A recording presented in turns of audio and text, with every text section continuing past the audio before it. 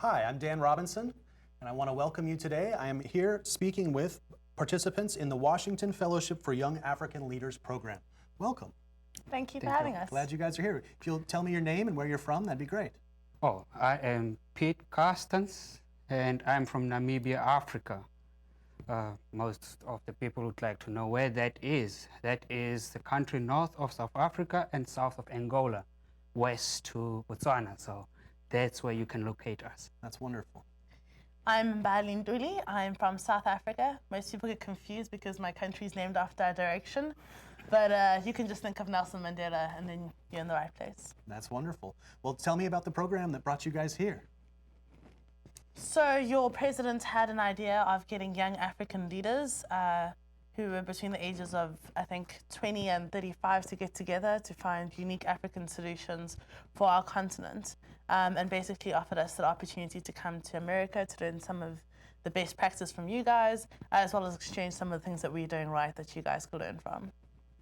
Yeah, and the program basically is constituted of 3 track records or tracks, which is the entrepreneurship, public management, and then civil leadership. And we here in Arkansas or in Fayetteville are following the public management track. That's wonderful. Well, in the realm of public management, as part of the program, you've been able to come here and tour Fayetteville Public Access Television. And I'm very curious what you guys think about this resource, and if you feel like it could be something that would be a good resource for you guys as well. I think this particular resource is incredible, and the people of Fayetteville are very lucky to have it. Obviously, the spread of information and the access to information is very important in democracies, and I think a lot in our continent, people sometimes don't have that opportunity. And so to have a facility like this where people can come in, produce their own shows, but also really have interactive engagements with what's happening in their communities is something that's really great. And the fact that it's free, I think, is a bonus, and a kudos to you guys. Yeah, and agreeing to that, and the fact that you also educate people around here how to use equipment and so on in a digital age is a plus point. Yeah. Thank you very much. We appreciate that. Is there something that you feel like we would want to be aware of, or something that we could do to help make our community a better place? I think you guys have some really amazing things you're doing. We've been to your Fayetteville Library as well, where they're doing some really amazing stuff. So I think all in all, Fayetteville is probably one of the most progressive cities in America. And I think just maybe on behalf of all of us to say thanks to your community for making us feel very welcome. That's wonderful. Thank you very much. We appreciate it. Hello and welcome back. I'm here with more participants in the Washington Fellowship for Young African Leaders program. I want to welcome you all. Thank you. Thank you for having us. If you'll please share your name and where you're from, that'd be great. My name is Lily Obeniwa Asare. I'm from Ghana, and if you remember, US played Ghana quite recently in the World Cup. Yes. Thank you, and my name is Tiamo from Botswana. It's a country north of South Africa, in the southern part of Africa. My name is Bonolo Tebe. I'm from South Africa. That's wonderful. Well, thank you all for being here today. I'd be curious to hear you explain to us the program that you're involved in and how you feel like it's gone so far. The Young African Leaders Initiative is a legacy project by President Barack Obama. And what he aims to achieve through this initiative is to bring together 500 young people from different African countries and bring them over to the United States to learn and to share some of their knowledge and the work that they're already doing in various disciplines. We have 3 tracks: public management, business, and civic leadership. And we are here on the public management track, so we're all working within government, different public sector, and yeah, so we're all working in different fields, and we are here at the University of Arkansas to learn. And I think one of the greatest thing that I can say is very interesting about the program is the fact that we have been able to get the opportunity to interact with the American people and see how they do their things and how we can emulate some of the experience here and use it back home. So I think that's one of the key things that I appreciate much about the program. Yeah, to add to it, Africa currently is experiencing a leadership shift where more of the youth are getting into politics and leadership role. So this program is kind of enriching us in a way so that as we go back, we'll be able to put forth what we've learned. There's so much that we've come to see here that are similar and different in a way in Africa. And we're hoping that as we go here with the knowledge exchange, we'll be able to make more impact on our people, and Africa will develop in the coming years to come. I like the word you used, shift, and I think it's really key to what is actually happening on the continent. And so with us being here, we're learning, but also we take what we can, but also leave what is not relevant within our context. So with us being here, it's a learning experience, but it's also part of the shift that is happening. And we are the leaders who will be best to lead the shift that's happening. And I think the other key aspect of this program is that we are not only getting experience from the American people, we are also bringing a lot of ideas of how Africa is, because there's been a lot of perception about Africa, and we believe as young African leaders, we are the people that can change that perception and probably assist or enable Americans to be able to assist Africa and interact in a way that would be progressive for both the continents. What do you feel like would be the most effective way for Americans to learn about things that they can incorporate, things that we can learn from you all? I think programs like this is very, very important. Most of the time we find more of the Africans coming out here to learn, but we find less of the Native Americans going out to Africa. If they are to go, is either they're going to work or they're going for businesses or some contract. We don't get much of the youth going down there to study what Africa really is. Africa has got so much to share in terms of culture, in terms of infrastructure, leadership skills, and everything. So I think that such programs shouldn't be a one-way side. It should be more of a two-way program where both the American and the African youth will benefit from each other. Again, as we are here, we're expecting that if we could get youth of our same age coming together to share knowledge, but then we are looking at it from we receiving, but the sharing among ourselves as youth is not so strong. When that is built, I believe that Americans can equally learn much from Africans. I also think there's two key things to that, adding to what she was saying, is that one, knowledge sharing. So it's important to share knowledge. And there's a big move towards more African knowledge production. So not so much what the rest of the world is saying about Africa, but what Africa is saying about itself. So Africa is beginning to assert itself, write its own history. And then the second part is also a willingness to learn. So you find that as much as information is being produced and is being shared globally, we also need to develop a culture of wanting to learn. And that applies to Americans and many other people from different parts of the world. As we mentioned earlier on, there's a lot of things that Americans don't know about Africa. There have been Americans who actually see Africa as a country. And one of the things that we've been doing during our time here is to share that knowledge and to say Africa is not a country. We actually have different parts of Africa. And each country, each part of Africa adds to the beauty of the continent. And also with that, the dynamic leadership that is emerging from different aspects and areas of the continent. So that's definitely something to watch out for. That's wonderful. So having toured Fayetteville Public Access Television and seen the resources that are available here, do you guys feel like that this can be a valuable resource for a community?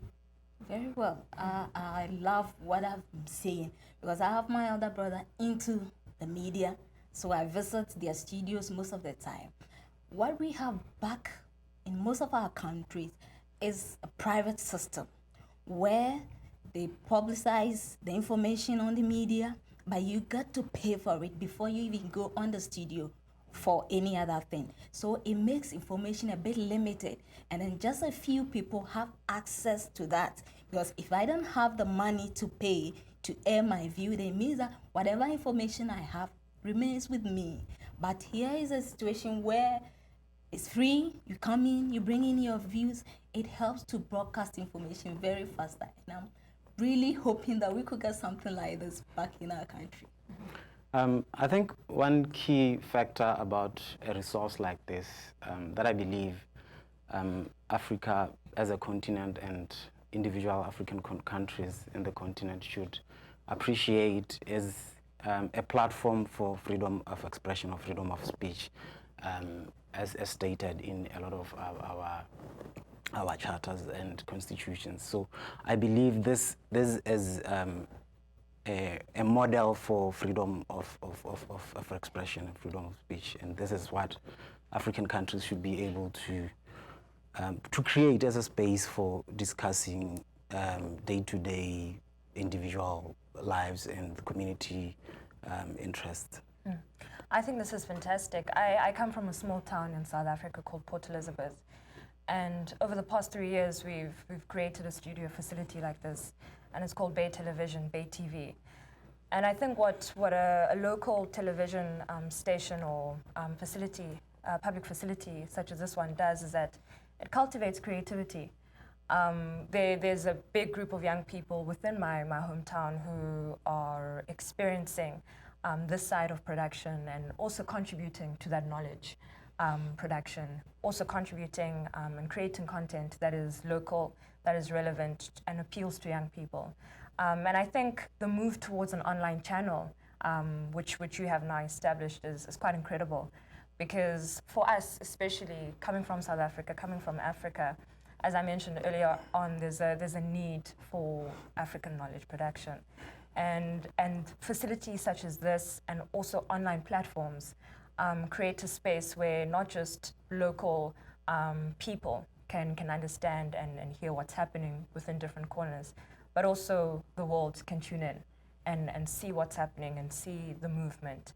And I think that's definitely something that we are going to utilize even more as young people, documenting our stories, documenting the shift that's happening on the continent. And this is really a powerful tool. And then going back home, I'm looking forward to looking at how we can actually incorporate something like this and grow it even bigger, to tell our story, and not just tell it, but tell our story well. That's wonderful. Well, thank you all very much for coming today. Thank you for your leadership and for being ambassadors here. We really appreciate it, and we'll look forward to the great things that you're able to accomplish in the future. Thank you. Thank you for having us.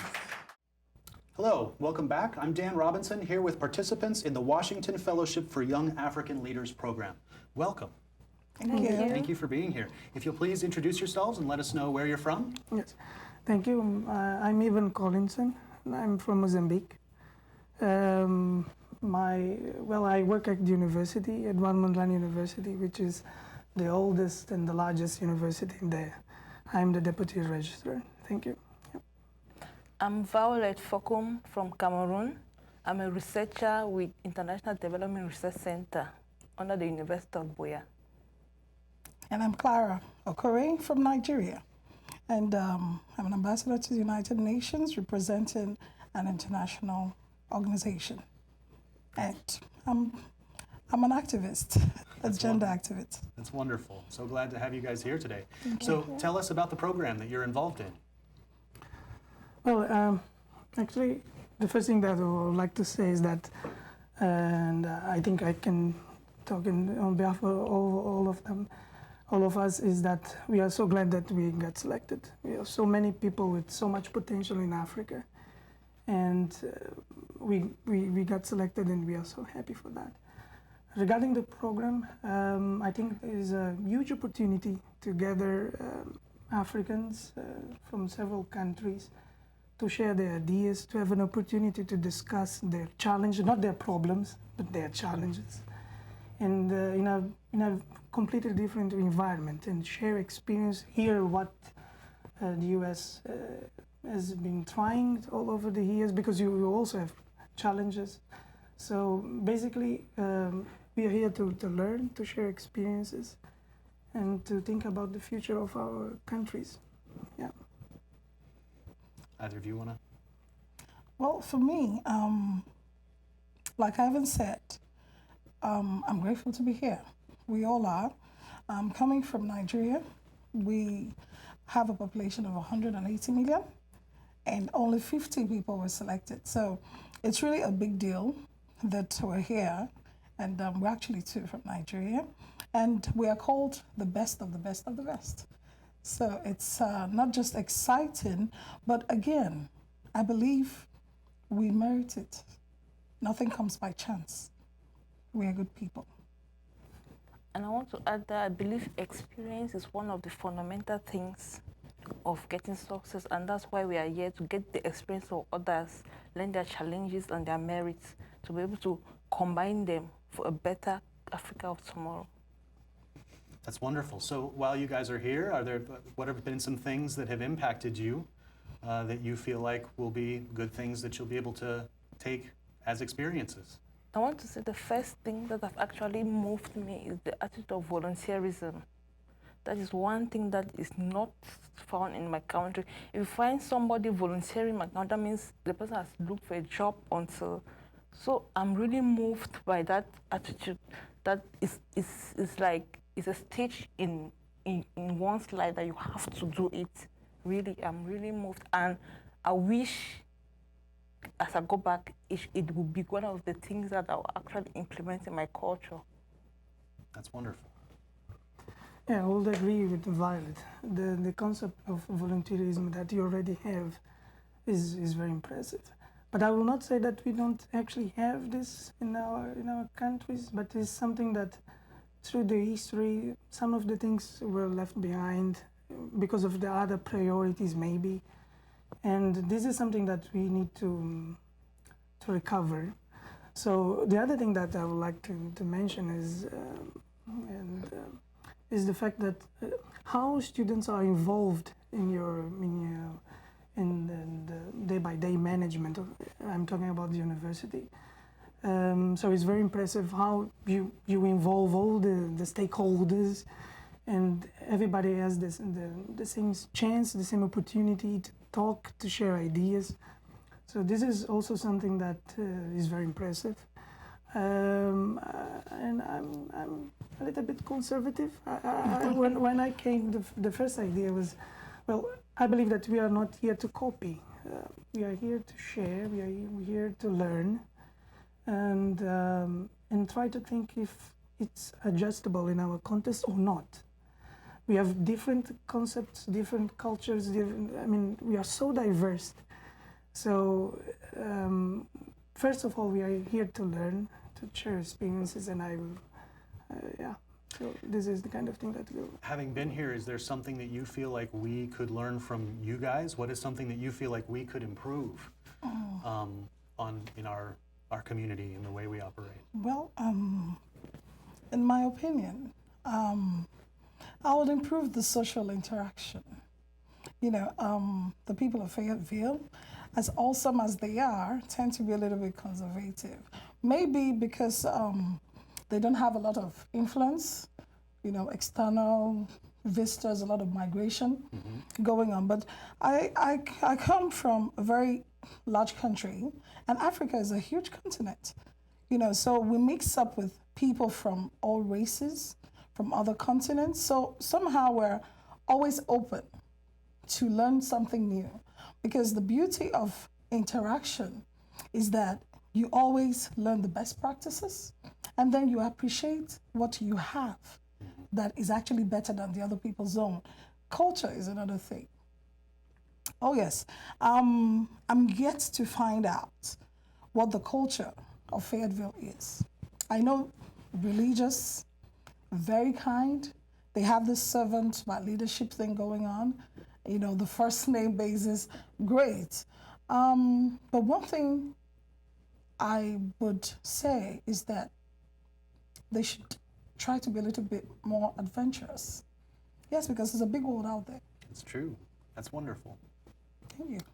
So having toured Fayetteville Public Access Television and seeing the resource that's offered to the community, I'm curious if you guys have thoughts as to whether or not it's a valuable resource and whether you feel like it could be a valuable resource for your communities as well.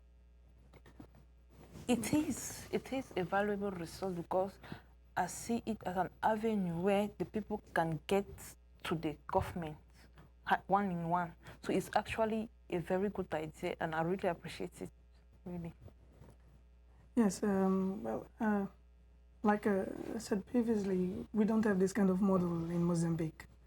And we have private operators, we have public operators, but this specific model, we don't have it. And actually, what I see is that is a very valuable resource to the people, and is something very inspiring. So I would like to congratulate the city of Fayetteville for this wonderful idea, to have the ability to promote a space and for the communities to share what they want to talk about it. But the most impressive thing is the idea of sustainability, which is one of our biggest challenges, is sustainability and of course the political influence. So I would like to congratulate you for this amazing model that you have. Thank you very much. Thank you all for joining us and for being here and for helping us understand and for being a part of this great program. Thank you for having us. Thank you for having us. Welcome back. I'm Dan Robinson here with participants in the Washington Fellowship for Young African Leaders program. Welcome, gentlemen. Thank you, Dan. Thank you for being here. If you'll tell me your name and where you're from, that'd be great. So I'm Joshua Nasari, and I'm from Tanzania in East Africa. I'm here for the YALI program, like you said. But back at home, I'm a member of parliament. Very nice. Thank you. My name is Matiku. I'm from Ethiopia. Back home, I'm a professor of medical anthropology. Well, welcome. Thank you, Dan. Glad you guys are here. So tell us some about the program that you're involved in and how it's impacted you. All right, so like we said earlier, the program is called Young African Leaders Initiative. It's a program started by President Obama, and the goal being to bring together the most promising young African leaders. And basically is to try and get us together and to try and build up a good group of future leaders for Africa, because we really need to bring our continent an extra mile. So basically we're here from people all over Africa from different fields, learning from each other. Experiencing the challenges that Mitiku have been working with in Ethiopia, what I've been doing in Tanzania, what somebody have been doing in Senegal, let's say So the goal is to bring us together. We talk, we share, and see on how we can cooperate and bring Africa an extra mile. That's wonderful. Yeah. How long are you guys here? How long is the program? The program is for 6 weeks. We'll be here for most of the time, and then 3 days in Washington, D.C. for the presidential summit. Nice. Very nice. Yep. So what are some of the things that you've learned while you've been here? There's a lot that we've learned, and personally, I've learned.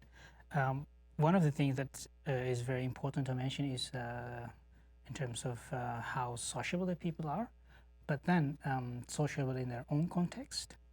And therefore, it's very important to be very individualistic, but at the same time address community-based issues. So these are some of the things that I have learned, but of course the importance of time and the importance of work and doing your job properly. Yeah, as for me, I've learned a great deal of things, and I'll be honest, I haven't just learned from Americans, but I think I've learned a great deal of things from the fellow Africans. Because I'm from Tanzania, and most of the people do not know. And I actually met somebody here who was asking me if in Africa we have countries. But we have countries. I'm from Tanzania, and somebody's from Uganda, another from Kenya. But what goes on in Kenya is not exactly what goes on in Tanzania. What happens in Senegal or in Nigeria or in South Africa is not exactly what happens in my country. The way they're dealing with their problems is not exactly like we deal with them in my country. So really I've learned a great deal of knowledge from my fellow participants. But as Mitiku said, being in America, it's thousands of miles away from Africa, different ways of lifestyles, So I will say I've learned a lot of things from my fellow Africans, but I've learned some other stuff from Americans as well. Yeah. That's great. So now having toured Fayetteville Public Access Television and seeing this resource that Fayetteville provides for its residents, I'm curious if you guys feel like it's a valuable resource and if it's something that you feel like would be valuable back in your hometowns. I will definitely say so. I'm going to bring this idea back to Africa. And as for me, I'm involved with the politics. I'm a member of parliament there. So I think this is one of the things that I need to bring back to my constituents, to my district. Because being a leader, a leader is someone who is willing to be led as well. And anybody could become a leader. Dan, you could become a leader tomorrow. You could be elected, become a mayor here. Who knows? Leaders are just normal people like others. So really, I think this is a good resource that for leaders to be able to listen and for people to be able to air out their views. And probably leaders could listen and, work them out. But I also think that in Africa, we've been having a challenge of the freedom of speech. Particularly in my country, we're actually going through the constitution amendment, right? Constitutional change. So I think this is one of the things that I should bring and should be in the constitution, that people should be free to speak out, and probably each district or each region should have a resource like this, where people could gather and speak of what they think should be done in the respective areas. But also entertainment. We've got lots of kids in Africa who are probably interested to get themselves engaged in media, in the media industry. But probably because of financial constraints, they don't know where to go and learn about this. But being in Fayetteville, I've learned that there's a radio here, there's like a television, there's a free access to classes. So I have a feeling that it's a great idea and a great resource that I must bring back to my home country. Yeah. I think it's a great idea. In Ethiopia we have public FM radios that normally set the agenda, especially on health education and similar things. But in my country, the media is mostly, there's lots of censorship, and this model, especially the television, is one of the best tools to reach the urban population. But of course, this model might not work in my country because we have about 90% of the population lives in the urban center where you cannot access television. Wow. In the rural, So maybe this model might be redesigned and be used in terms of radio, and therefore people can set their own agenda and then mold their own policies, and of course influence the government, at least in the local government. But who knows, maybe in the future this model might work in my country. But I appreciate the idea that you guys are doing, because it's very surprising to me that the government funds it, and then therefore you're allowed to talk anything you want about the government, good and bad things. So this is one of the best things that I would love to see in my country. Well, it really makes an impact for us, and we definitely cherish it as an opportunity. But we want to thank you guys for coming and being a part of this. We want to thank you for being ambassadors and leaders, and for helping us understand you better, and for helping us be a part of your communities back home. So thank you all very much. Thank you for having us Thank you here. for having I us. appreciate it.